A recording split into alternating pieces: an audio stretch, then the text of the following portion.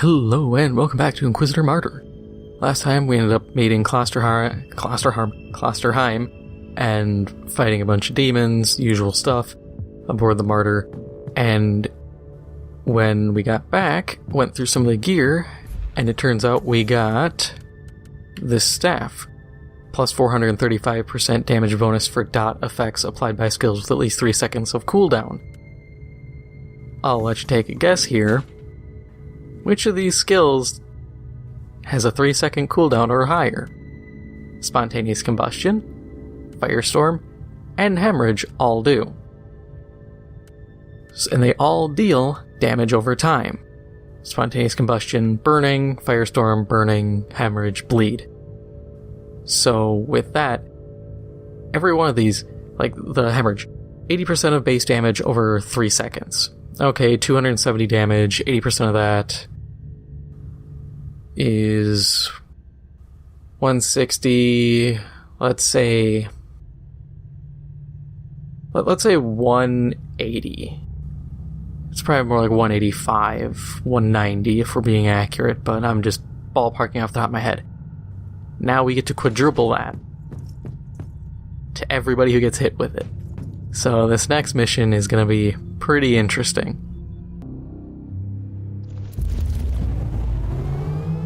Is this the inner sanctum? This is the janitorium that powers the various dissection chapels and the laboratoriums of the center. But we are close. So, I saw more discussion. I like actually seeing people discuss things about 40K online. And one of the things I noticed was there was a discussion about why don't we get generic versions of what should be Imperial Guard vehicles? Great question, honestly. I've felt the same way. I've said it before. They should do conversion kits.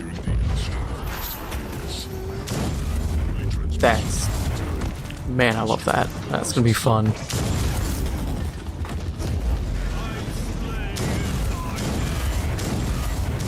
But people were pointing out, like, the Gene Stealer cults. Gene Stealer cults use Imperial Guard and essentially human vehicles.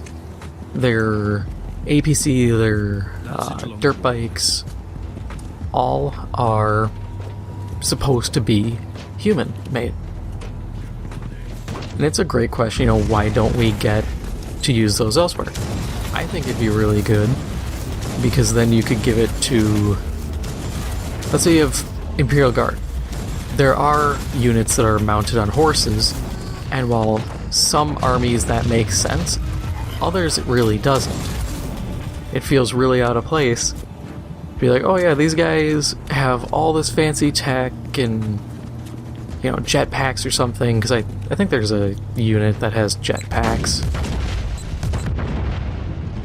Ooh, that actually hurt. Didn't see that last mine.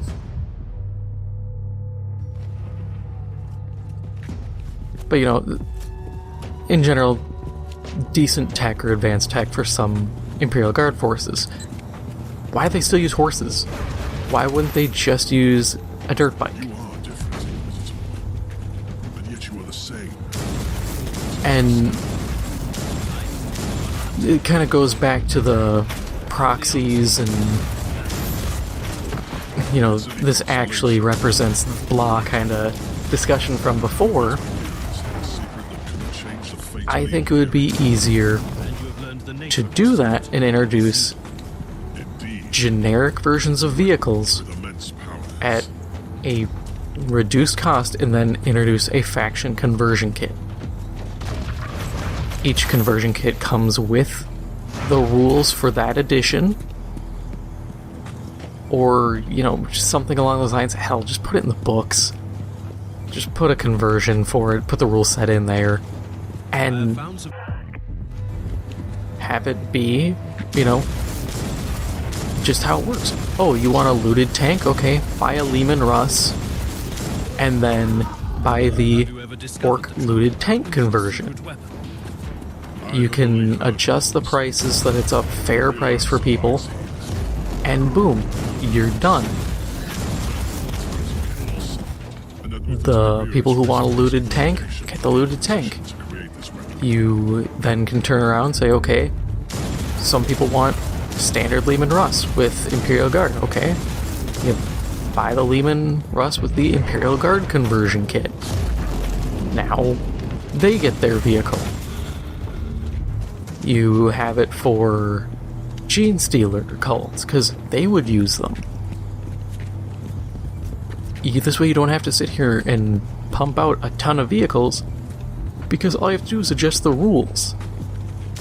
And with the proxies and, you know, this plays as kind of deal, this all works out. Because then if someone goes, oh, you know, my faction's not doing too hot, or I bought this and didn't get around to painting it, or even assembling it, and now that faction is nerfed, let's take Lehman Russes. Oh, Imperial Guard gets a nerf, their Lehman Russes are bad now. Well, I can now convert this to Gene Stealer cults, I can convert this to Orcs for a looted tank, and I'm good. My investment? Yeah, I lost a few bucks on the conversion kit, but I still have the core vehicle, and I still get the value out of that. The same could be done for a lot of vehicles for Space Marines and Chaos. You know, it's a lot of times it's literally whatever their pintle-mounted weapon is, or their sponsons. It's not like you're doing massive rebuilds unless you're going for a certain aesthetic. If I can't silence the alarm, I'll face some serious resistance. And that's just my whole argument, is there should be easier ways for people to get into this and not feel like they're getting conned.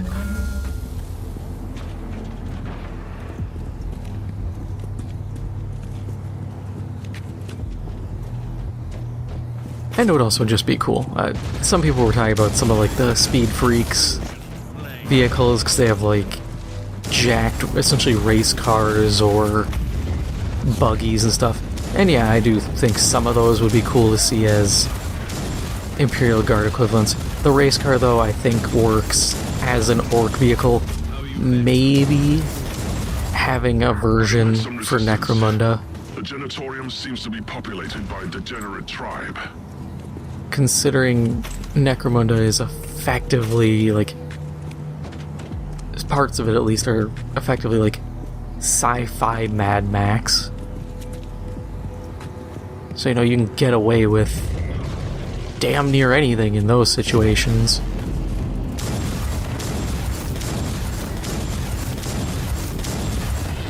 But short of that, you know, there's a lot you can work with.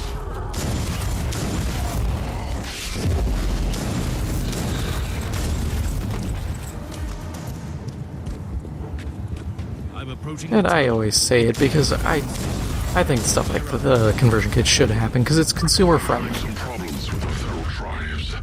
And as a consumer myself, I try to be a consumer advocate.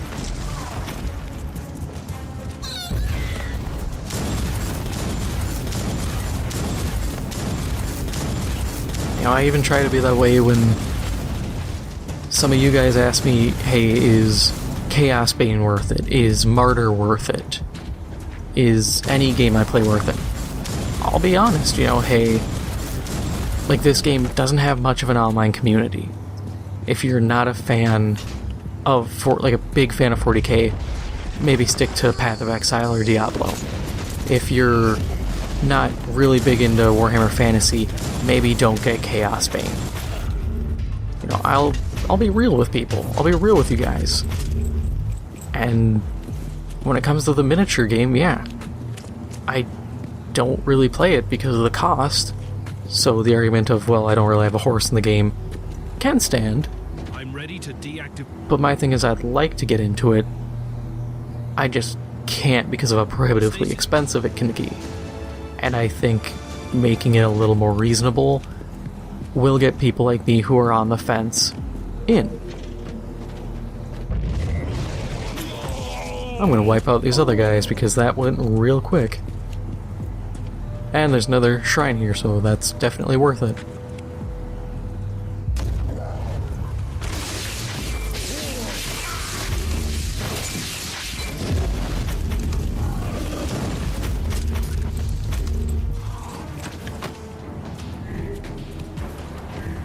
That was one way to make it work.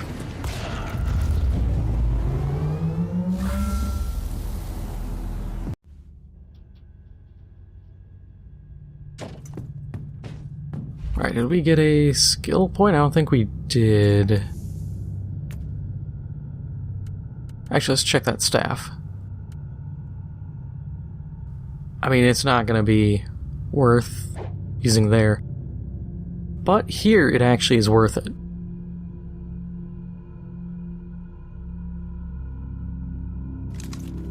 So yeah, we'll toss that in. Now we're a two-staff kind of man.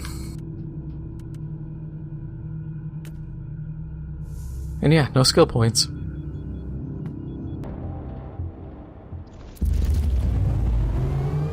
Klostein, where are you? Can you hear me? Klostein, if you can hear me, I'm heading towards the inner sanctum. Meet me there. Yeah, so this staff boosts my biomancy, so I might just do all this as biomancy. Thorn, Hey! I found the body of a word bear. Word bear is alive! Oh, that's that ability. Cool. I actually know who or what that ability is now, when I have it hit me in the face. Another trick.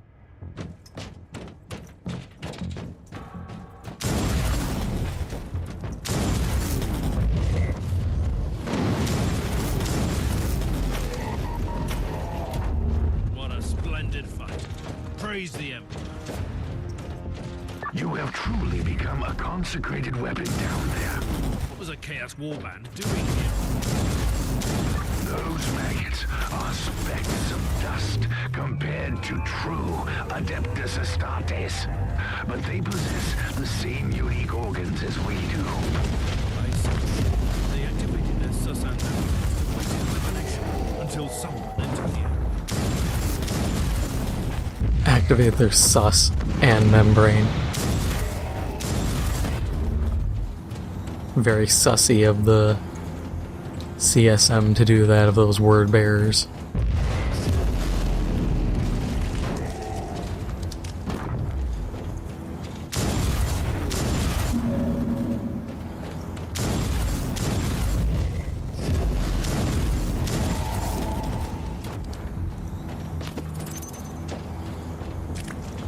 One thing I'd like to see too is, I know it'd be kind of dumb, but I'd like to see some of the Necromunda factions kind of get bigger. I don't know, I feel like they would be interesting to see as kind of sub-rules for Imperial Guard, or something similar for Imperial Guard, just to give them a bunch of more interesting army types. Because as it stands, it's just like, are you human wave tactics or tank? And it's like, yeah, I get it. More Empyrean seals. That's kind of their shtick, but it kind of sucks. Because, you know, I watch the meta of stuff and I keep an eye on it. Since, you know, I'm interested in it all. And especially, you know, stuff like Imperial Guard. But there are definitely stuff that can be found lacking.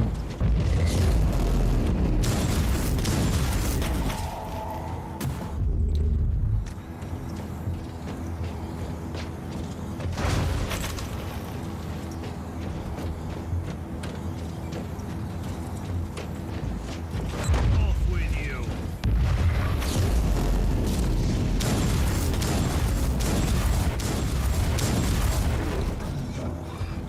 Yeah, for bigger guys, it's just a 1-2 punch. I could probably even just do one ability, and it would nuke them down in good time. I just like using both because it melts them even faster. I am the sanctioned flame. Inquisitor, you are approaching the coordinates of the first cogitator marked by the hostiles. Time to find out what they were looking for. As much as I want to be like, yeah, I'll just crank the difficulty. Having done this enough with the assassin, I know I'm gonna hit a wall and just start getting beat down mercilessly, and no 1-2 combo is gonna save me entirely. That said, I was working with only one ability that was giving me immense damage output. And this time around, I at least have 2. Oh, accidentally summoned demons. There's a perk I think I can get that makes it so I don't take self-damage when I hit 80% warp heat, which I think that might be actually the limit. So it could be 40-40-20. But either way, it's kind of tempting. And then just running all the warp heat, like the damage bonus when at high warp heat, and just having essentially the man on fire build, where I just constantly am at max warp heat, just demons popping out everywhere, constant, just everything going wrong. Be a fun little build to try. Dangerous and incredibly stupid, but still worth trying.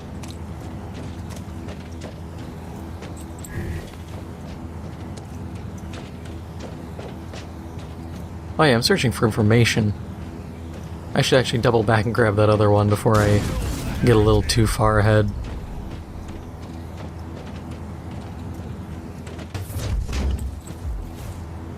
And I mean, I could accelerate my heat generation real easy by just having 2 or 3 abilities active at once that give me a bunch of warp heat reserve. Because you can have 3 blessings active, and each one of those does 75 or 25%. So 3 passes or 3 blessings, and I'm instantly, peeking out at every attack.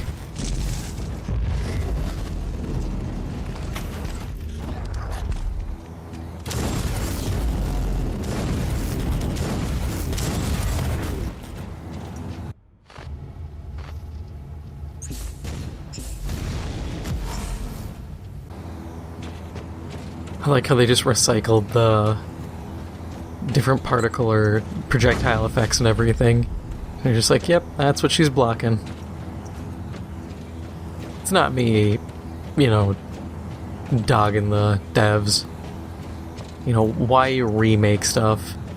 Especially because you would either have to be doing full CG for everything, or just, you don't really need to make new stuff. Use what you have created. Intruders identified as word bearers. They came here to find something, but were trapped on the ship.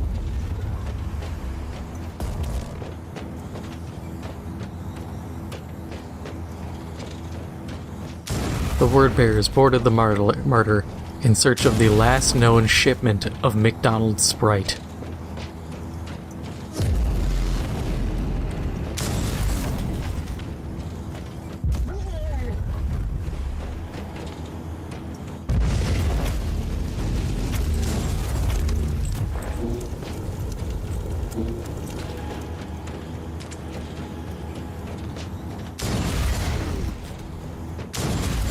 Man, I'm still bummed about Games Workshop shutting down the, if the Emperor had text-to-speech. Because, I mean, come on, this franchise needs to have people just memeing the hell out of it.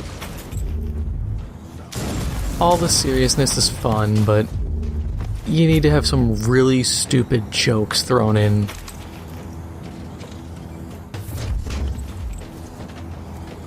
Because it's not like these things aren't said at events and honestly probably in the Warhammer stores. People saying dumb as hell jokes.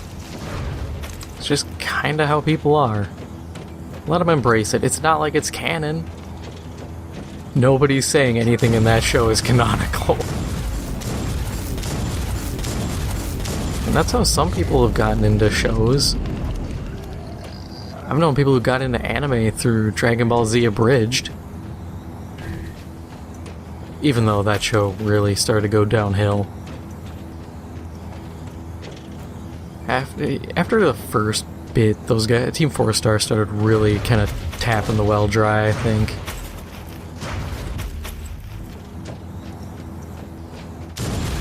Even their Helsing Abridged stuff kind of got old, which is sad because I really like those too. Oop, demons.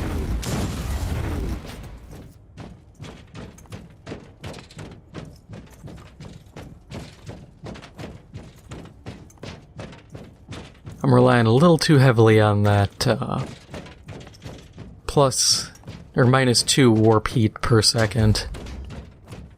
Inquisitor, you are approaching the third cogitator.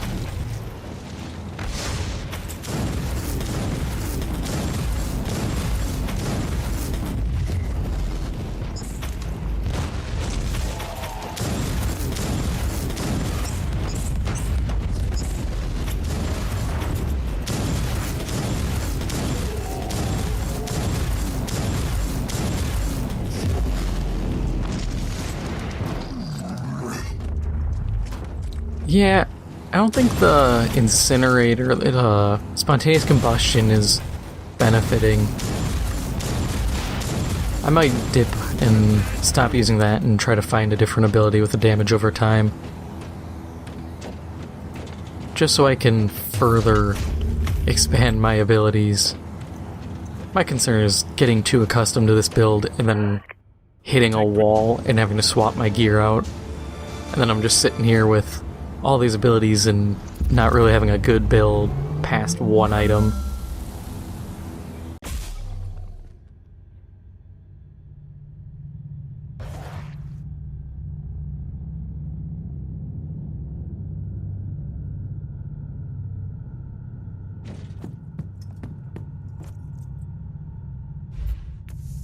Let's see, do we get anything good? Lightning round quick? Nah. Looks pretty bland, but we did get a skill point. Back into heat for even more damage.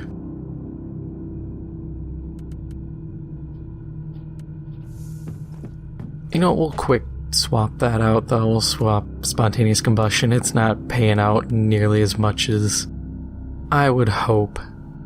I don't like some of these abilities that are like deal warp damage to a single enemy if the target has no suppression bar or its suppression damage is overwhelmed.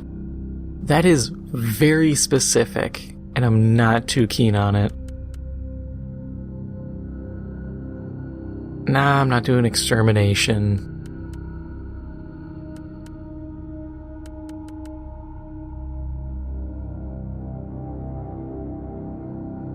See, I feel like none of these are really gonna be good.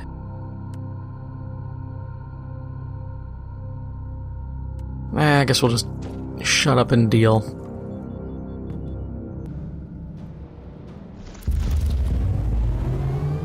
Close eye. Can you hear me? I can hear you. I lost your signal in that nightmarish tribal camp. I liberated some captured members of my expedition. Where are you? I'm in the inner sanctum, in a scriptorium, I suppose. Uther Tiberius had his own secluded laboratory there, where he must have kept his personal cogitator. Find that room. Nothing like just burning through every piece of the room.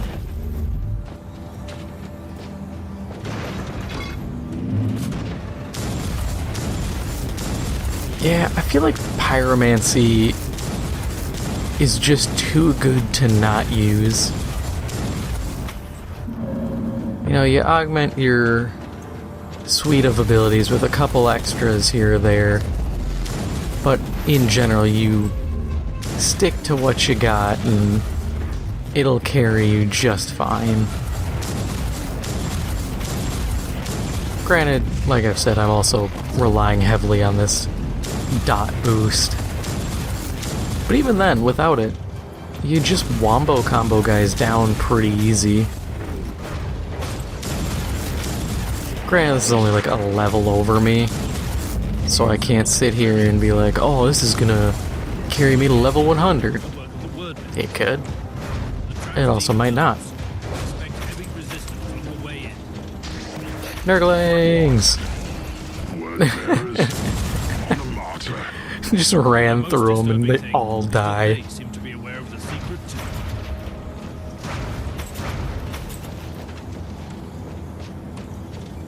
I didn't think it was gonna work that well. That's hilarious.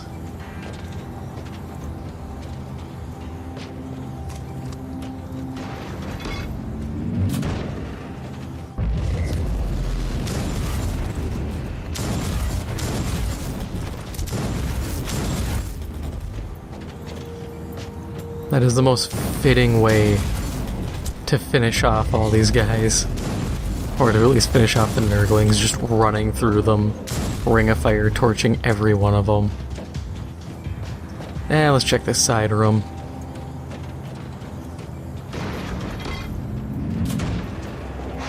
More Nurglings!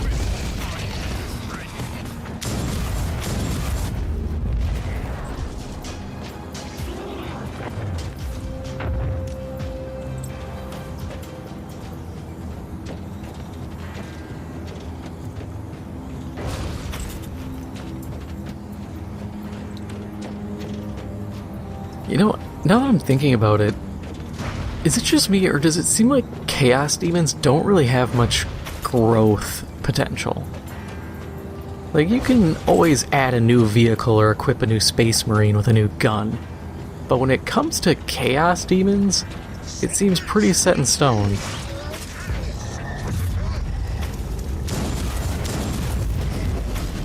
Ah yes, the true power of Chaos. The guy who just instantly got melted.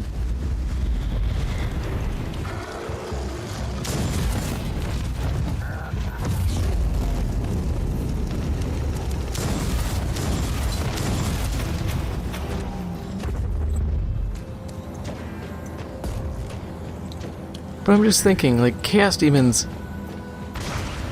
What are they gonna do? Make a new Nurgling? You know, this is Nurgling Bob. He has a spear. He has a trident. You know, your options are kind of limited.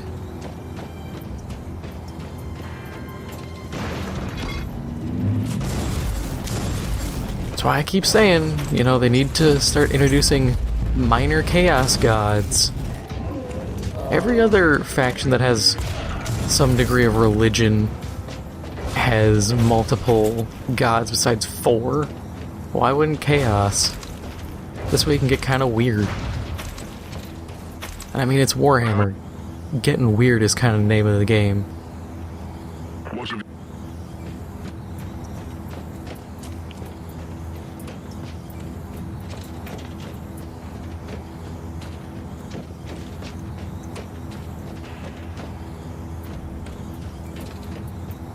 I just realized I can see the timer on my ring ability and not have to call it every time it comes off cooldown. I mean, it doesn't do anything, it literally just re-reserves the existing heat buildup.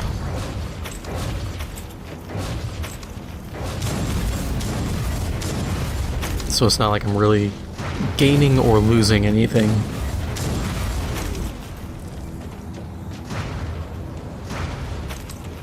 Effectively a long-winded way of just resetting a timer.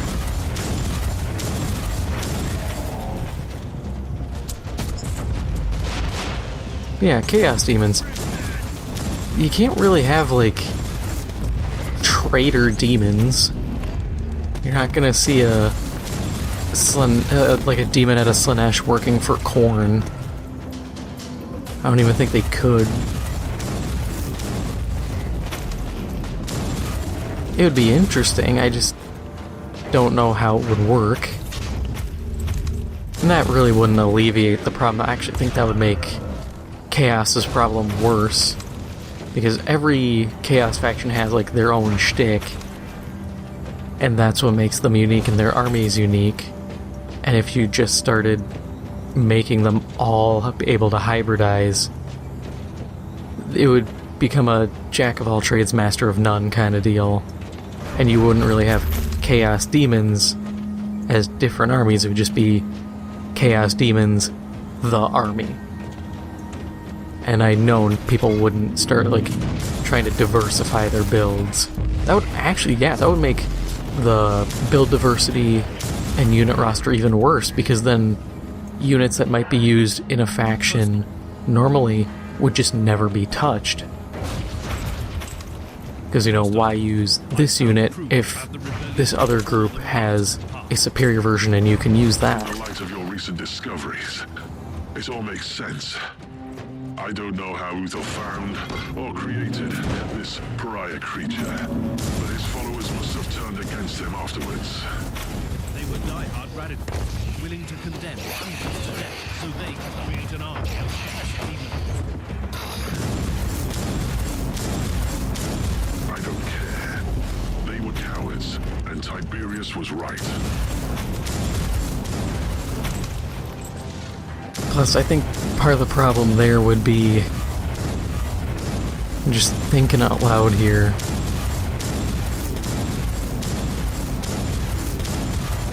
it's hard to kind of put into words, because the only way you could make it work if every faction had access to each other would be to have command units that directly benefit from certain unit types. So, like, Bloodthirsters will provide boons for and buffs for every other Khorne unit, but then they penalize, you know, Tzeentch. It works, but then if it's too great, then you'll never see hybrids. If it's too flimsy, it won't matter. And then you're still, once again, at the same problem. So it would have to go down a route of adding new demons under new sub-factions, or new demon factions altogether that are just new in general.